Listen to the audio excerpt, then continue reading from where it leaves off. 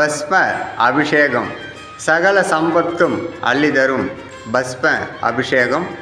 இந்த அபிஷேகம் ருத்ரன் என்ற சிவன் மகனான ஆறுமுகப் பெருமான் அக்கினியிலேயே பிறந்ததால் அந்த அக்கினியில் எது சேர்ந்தாலும் பஸ்மமாகிவிடும்.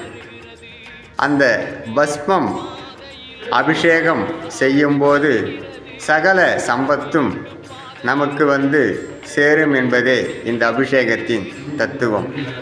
கண்டி கதிர்காம கந்தன் ஆறுமுகப் பெருமானுக்கு இந்த அபிஷேகம் கிருத்திகையில் பங்குனி கிருத்திகையில் செய்யப்படும்போது எடுக்கப்படும் பதிவு இது. மக்கள் நலன் கருதி எல்லோருக்கும் சகல சம்பத்தும் கிடைக்கப்பெற்று வாழ்வாங்கு வாழ முருகனின் அருள் அனைவரும்